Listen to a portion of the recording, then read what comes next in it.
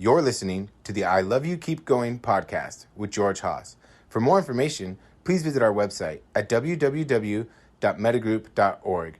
That's www.mettagroup.org.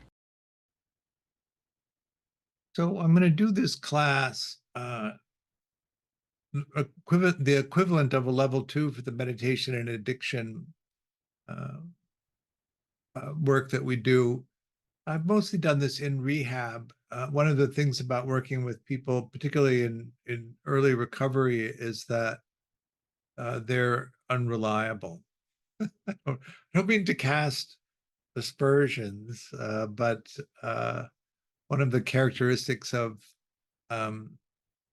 addiction is the unreliability that it causes. We're mostly talking about substances when we talk like this because the tolerance factor in using substances.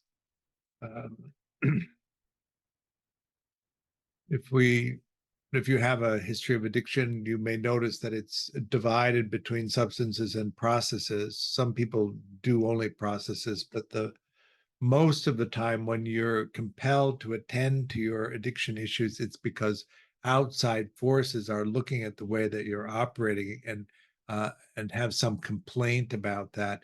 And usually that doesn't happen until the dose of the substance gets so high that it interferes with your ability to navigate the collective reality that we share. When we talk about then addiction as an attachment disturbance, we're talking about a particular pattern of childhood experiences that tend to lead toward the use of external sources of emotional regulation. And when we talk about recovery from uses of substances and processes, we're also talking about replacing the use of those as emotional regulation strategies with alternative regulation strategies. Christian. George, I know that you normally describe like addictive behaviors as sort of more avoidant traits. And I'm wondering if you've noticed any differences between like in sort of attachment patterns in people that tend to use process addictions versus people that tend to use like substance addictions. Most of the time, it is an avoidance strategy. When you look at the constellation of attachment strategies, the avoidant patterns are in dismissing people and in fearful, avoidant, or complexly disorganized people. There is one group that has mainly process addictions around food, and that would be somebody who is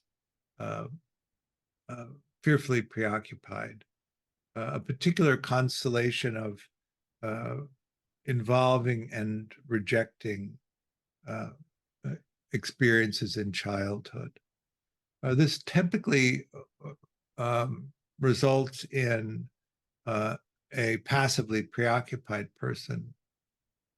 But I noticed the addiction patterns more in what we would say mixed outcomes, where there's some avoidant and some involving strategies together. And I wonder, sorry to jump in, do you think of codependency as sort of an addictive process? Because I know that there's like kind of 12-step groups around that frame it in a similar enough way. And I would think of that as very much a sort of almost purely preoccupied kind of strategy.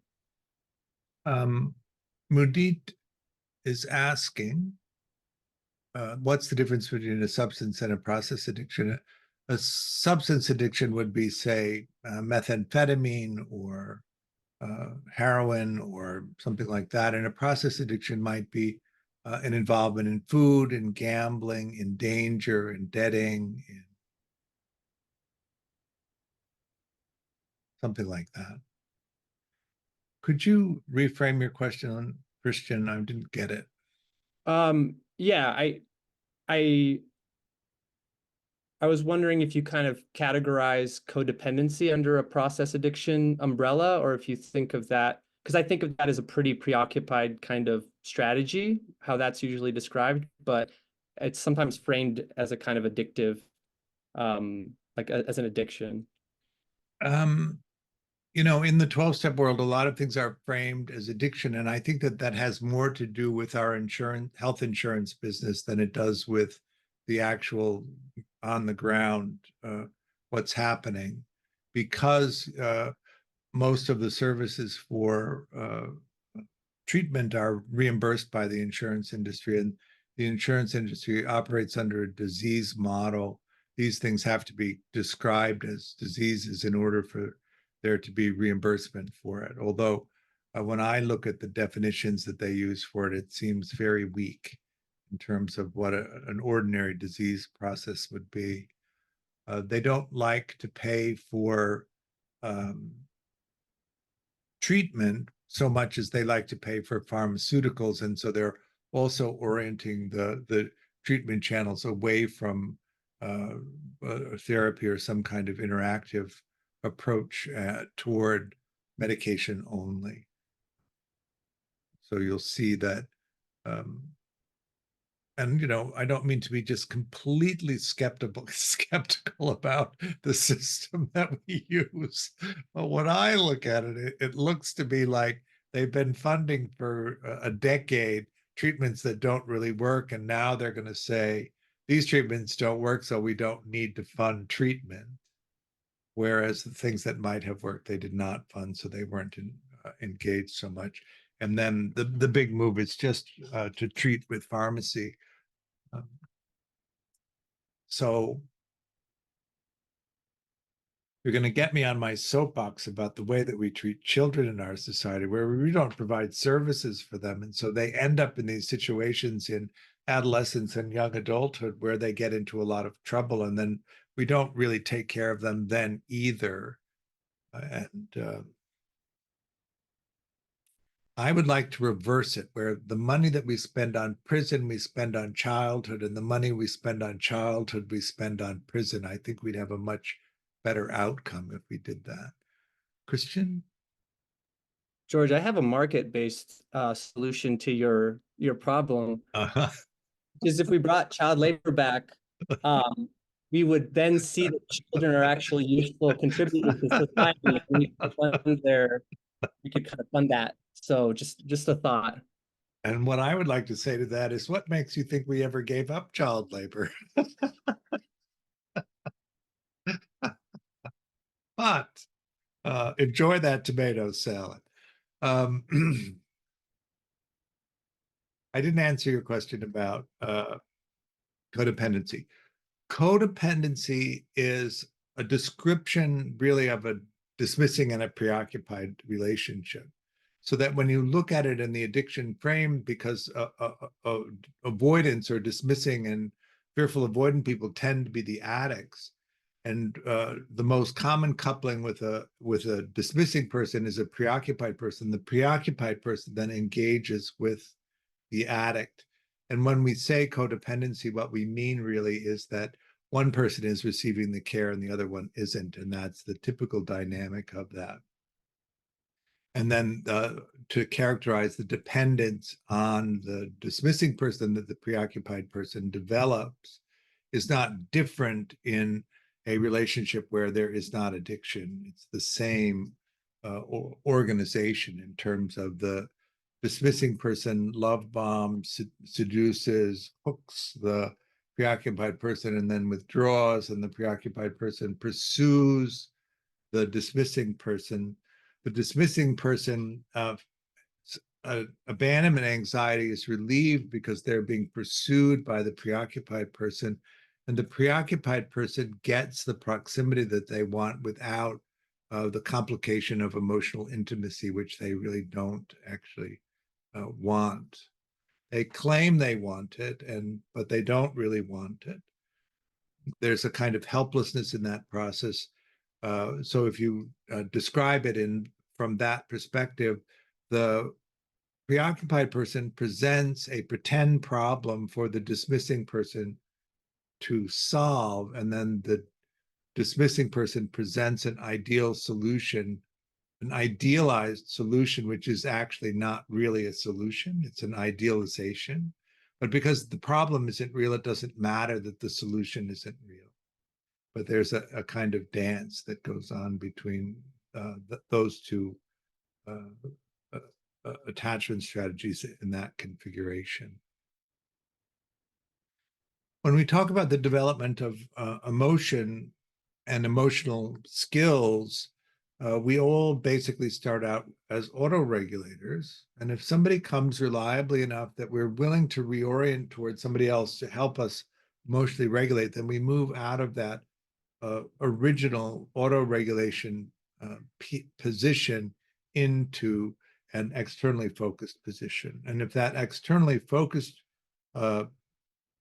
person is reliable enough and steady enough that we can begin to learn emotional regulation strategies from them, we begin to develop our own capacity to regulate our own emotions.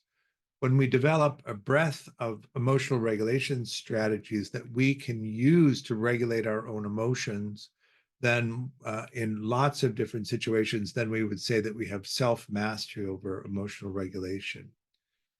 Because the process of learning how to regulate your emotions requires that you enter into a collaborative relationship with the caregiver, what you also learn at the same time is the skill set of collaboratively relating to another person.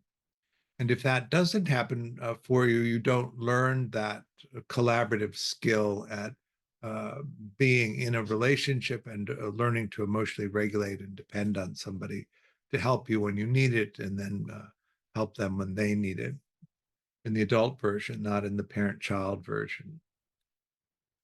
So mainly what you have in addicts, whether it's substances or processes, is somebody who does not rely on other people and is really looking for a strategy, a way of being in the world that doesn't force them to have to rely on other people for emotional regulation. They rely on substances or processes for emotional regulation, but are independent of people. And the reason that that happens is that people are not reliable in helping them regulate. One of the things that happens to us when we consider this is we think of people as having the capacity to do that, but they choose not to do it, and that actually isn't the case. They haven't developed the capacity to be able to do it, and it's likely that if they did have the capacity to do it, they wouldn't choose addiction because the consequences of addiction are so negative for most people when you get to the point where in order to feel regulated, the doses of substances are so high that it interferes with your capacity to function, or the process addictions are so extreme that they pull you outside of the standard or the shared dialogue that most of us have in our culture.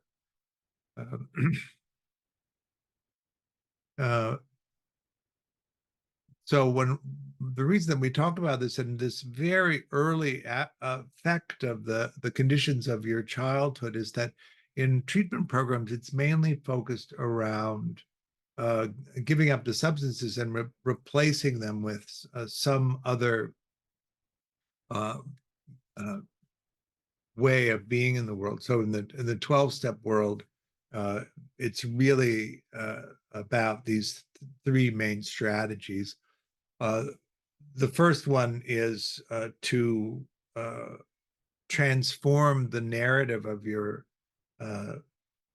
story of addiction into something that's useful to other people. That's what the qualification is really about. It's a transformation of the narrative of your life from something that is just a description of the collapsing of it into addiction into something that can be useful to other people, so that it takes something that is painful and turns it into something valuable.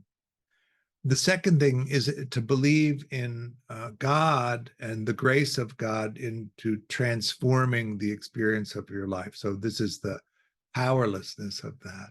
You're powerless to change things, but God could and would if he were sought.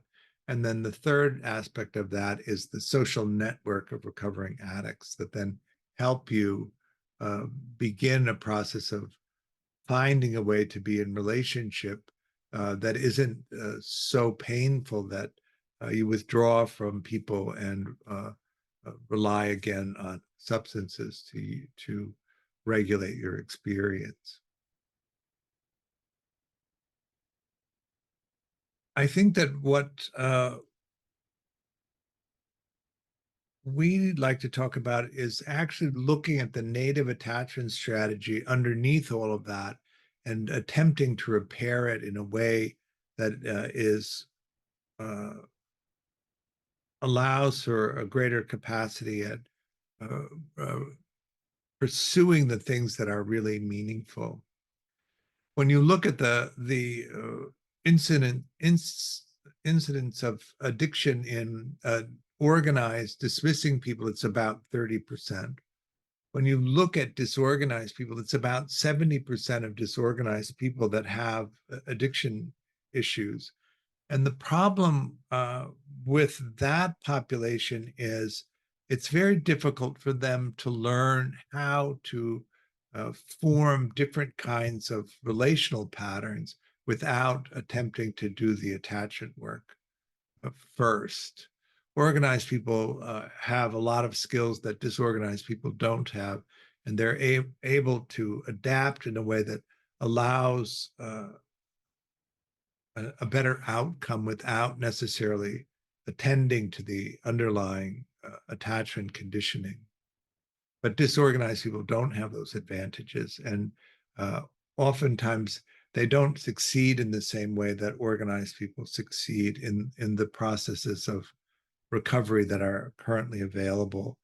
And so it's really to that population that we're speaking in terms of how to understand the nature of the disorganized attachment system and how to begin to shift it toward more security so that you can actually form relationships that will be supportive without building a social network around you that it actually is going to be supporting of your primary exploration, that is the pursuit of meaningfulness in your life. It's very difficult to overcome the despair and the chronic low self-esteem that people with addiction typically have in order to pursue meaning. So it's something that over time becomes increasingly more difficult to manage. It's why relapse rates don't drop off. They actually stay pretty steady in the long-term sober community.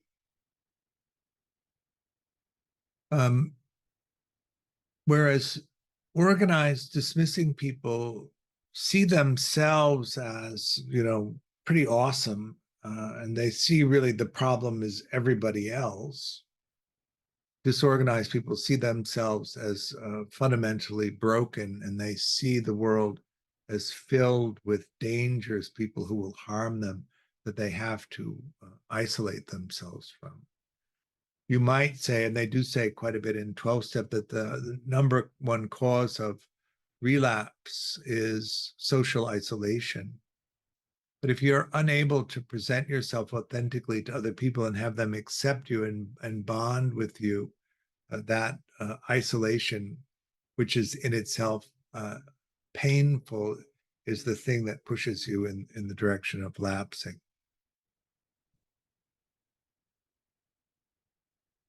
When I was working in rehabs, I would say to people that really where we have to get to is the capacity to express authentically your experience of the present moment to someone else without the abandonment here getting so great that you spin it in some way, so that you hedge it in some way. And this is the thing that's so difficult for disorganized people to do. They're so frightened of being harmed by the people that they involve themselves with that it's very difficult for them to just be straightforward and authentic in their expression.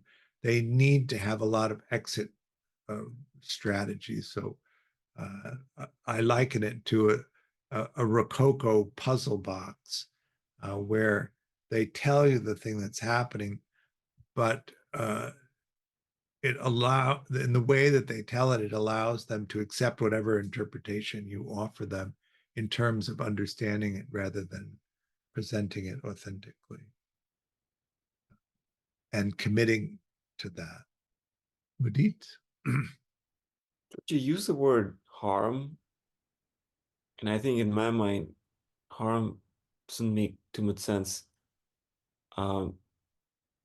What does it feel as an, I don't know, a 30-year-old person who feels harm? Is it like, oh, I will be judged or neglected? No, that's more of an organized response. A disorganized response is that you're going to kill me, literally. How can that be a response of like, I don't know, 40-year-old male who's disorganized? How can he feel that another person physically harm him? Most of the time, it comes from the early childhood experiences of actual danger, actual harm, actual trauma or abuse. And it's framed in a child's reference to that. And some of the experiences are extreme. So when we go through the process of creating the experience of the present moment, you have the capacity to sense. The object can be sensed when there's contact. A consciousness of the sensing experience arises. It's then evaluated for urgency. Does it need immediate attention? Does it not matter whether we get to it? Is there time for a pleasant experience? And then it's mapped onto the perceptual database. And if you have trauma, you often have, we would call it PTSD or complex PTSD in Western psychology. If when you go to map the experience of the present moment, you end up in a split off part from childhood, then the evaluations of the present moment are based on childhood evaluations and capacities, not on an adult reasonable understanding of it. And then you're in that moment of terror where you think the consequences are life-threatening, even though if you weren't in that particular frame of mind, it wouldn't appear to you to be that way. Also understand that when people are abused, particularly with sexual abuse, which is pretty common,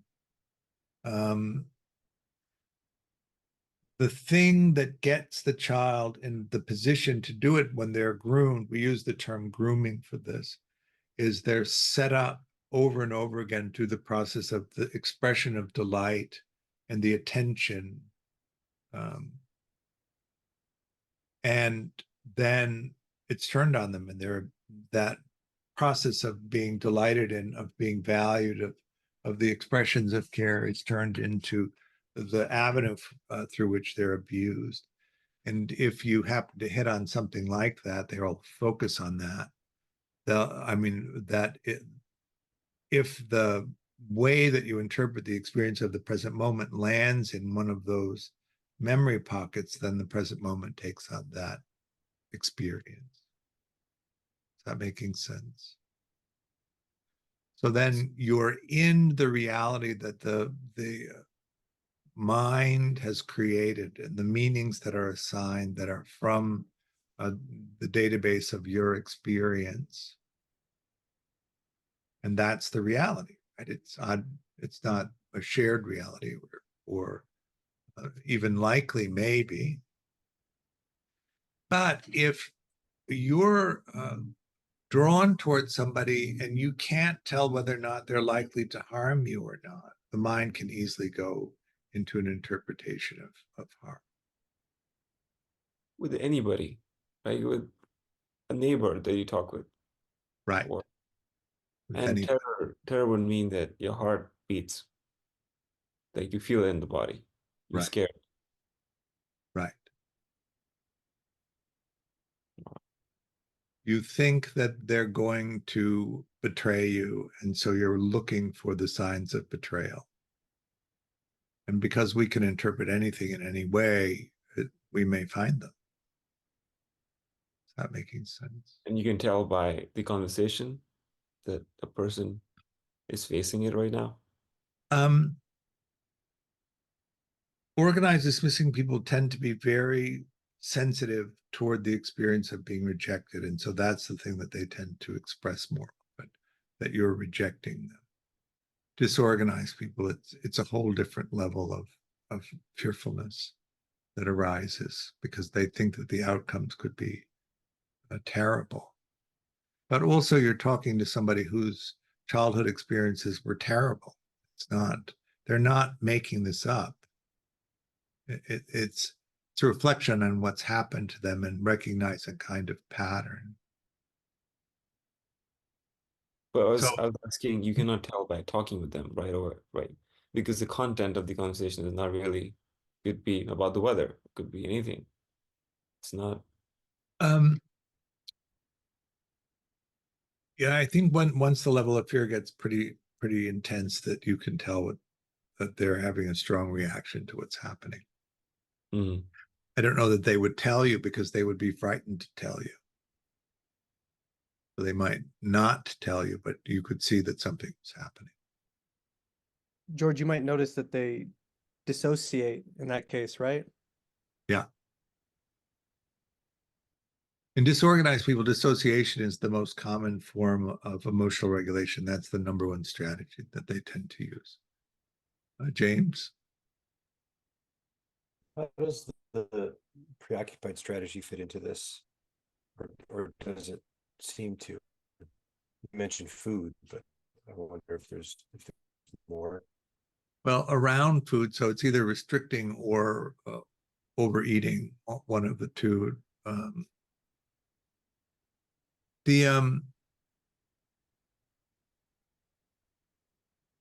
So in the childhood, these three main forces, right? The neglect, which is typical of the dismissing person, the involving, which is typical of the preoccupied person, and rejection can play in either camp. A dismissing person who had a lot of rejection in childhood is going to have a strong shame response to things. A preoccupied person whose involvement in the care of the caregiver, and we talk about that in two ways. One is a helpless way, and one is a controlling way. That tends to be the two directions that it goes into. If, in addition to the involving, where you have to be vigilant about taking care of the caregiver, whenever your natural inclination for your own attachment needs arise, if they're rejected, you have this obligation to take care of the caregiver, but none of your own needs can be met in that. And that's the thing that then turns you away from humans to take care of those needs towards processes or substances.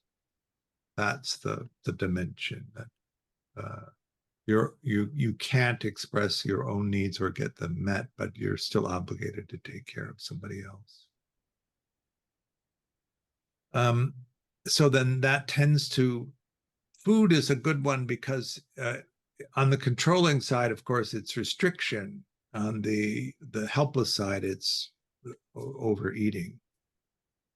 Tends to be the way it goes. Could you just touch briefly as well?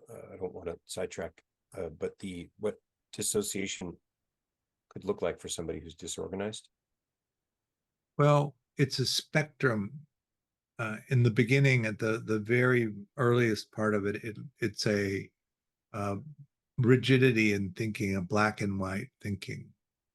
It's a non-mentalizing, so friend or foe, good or bad, catastrophizing, something like that. Then it goes into a kind of trance-like state, and there's a withdrawal from sensation in the trance-like state. So the body feels less sensitive.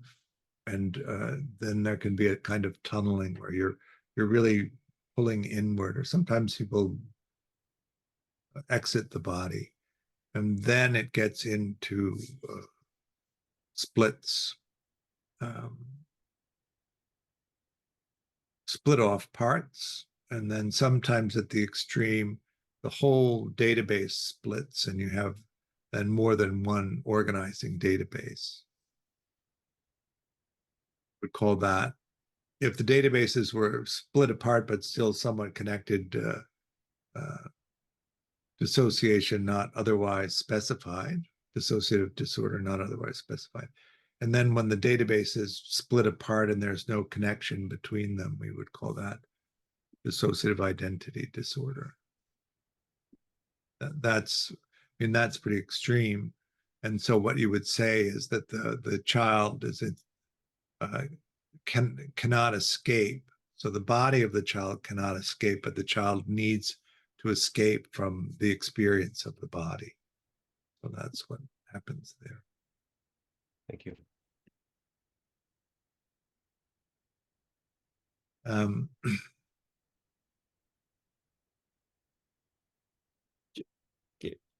Mhm. Sorry, can I ask one question about the Never needs? say one last question, because there might be another after that. Yeah, I don't know why I said that.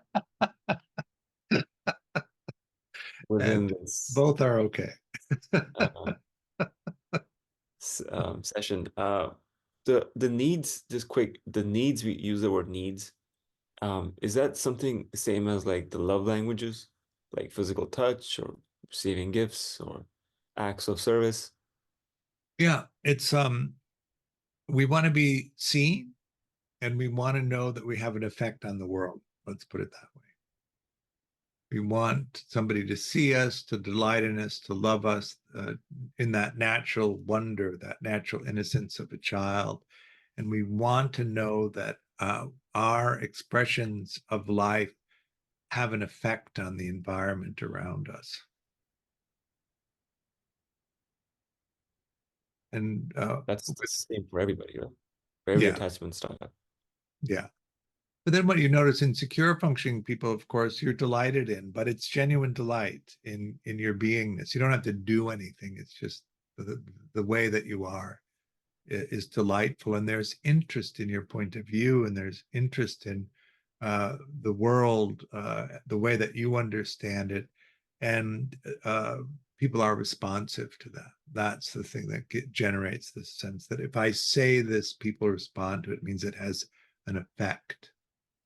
And a delighting positive effect is what we're really looking at. And in a organized dismissing, organized avoidant attention, organized dismissing person, they don't, they are required to idealize. Now, this is, we might say with idealization that, oh, you just have a sort of Pollyanna-ish view of things, right?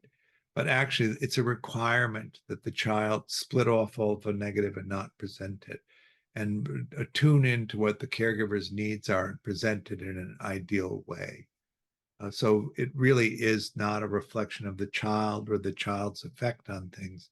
It is a reflection of what the caregivers need from the child. And so they don't really understand delight in the sense that we talk about it in secure functioning, where their beingness is the things that's being delighted in. It's performance oriented. They delight in the way that the caregivers need them to, and they get rewarded for it. So it is a performative thing, and they don't really have the sense of delight that isn't transactional in that way.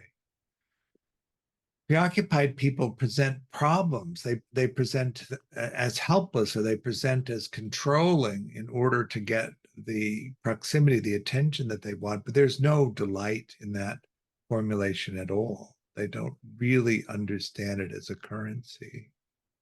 And disorganized people mostly understand delight as an instrument for their abuse. So that when a secure person, say, would delight in a disorganized person, the disorganized person would not receive that delight and appreciate it. They would be suspicious of what the real motivation is. So that's part of this process of repair. We need to be able to feel safe, to express ourselves authentically, and we need to find people that when we express that, they delight in the experience of it in a genuine sense. The beingness of the person is what's being delighted in. So dismissing people need to learn delight and distinguish it from idealization. You know, the secure people have a whole range of things. They could present something difficult, they could present something painful, and it wouldn't affect the expression of delight that they experience. The person would be delighted that they presented themselves authentically, regardless of what the presentation is. Whereas in the dismissing camp, it's very narrowly restricted to the things that the caregiver wants. An absence of any negative, any difficulty. Preoccupied people, it's just problems, and nobody really delights in that.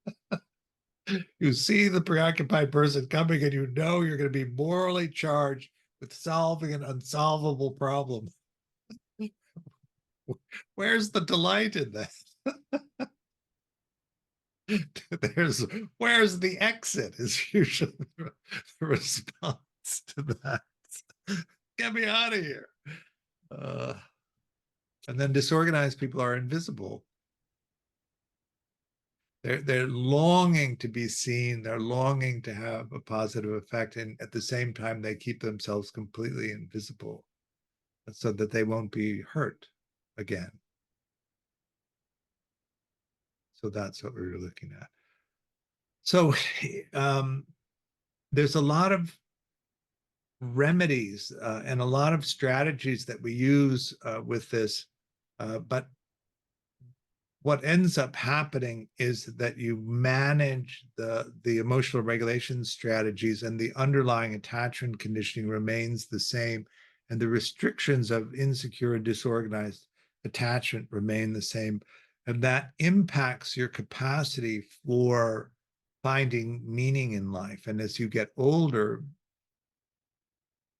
and you get physically less capable, which is the natural piece of aging, the despair tends to grow if you're not really organized around primary exploration. And that is particularly for people in the addiction community, an added difficulty. So it makes long-term abstinence or long-term harm reduction really challenging.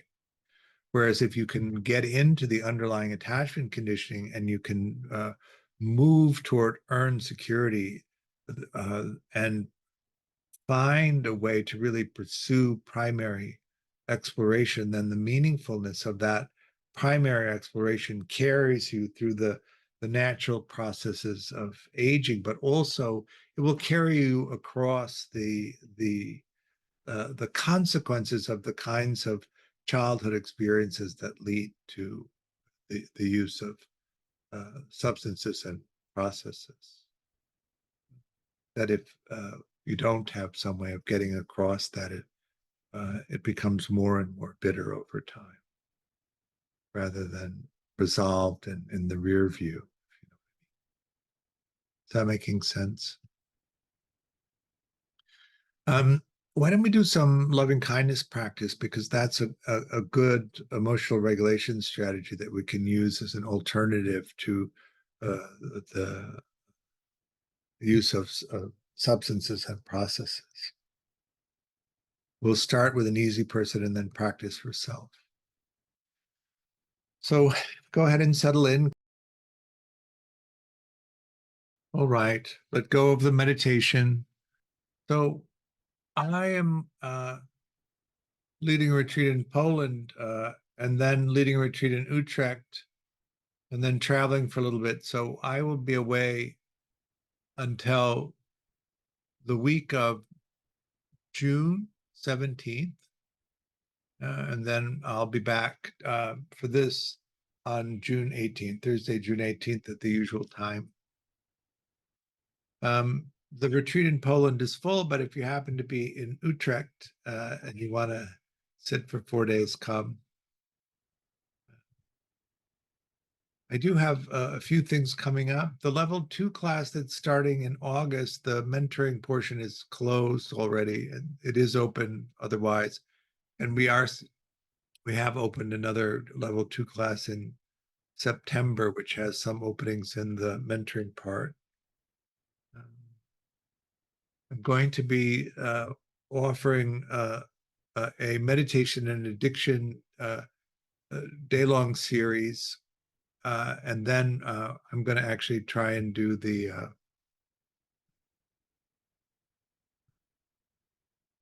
meditation and addiction intensive this summer as well. All of that is up on the website, I think, so take a look at it. I offer the teaching freely, but I do hope that if you can, you'll make a donation. It helps support me and also the work Mettagroup is doing.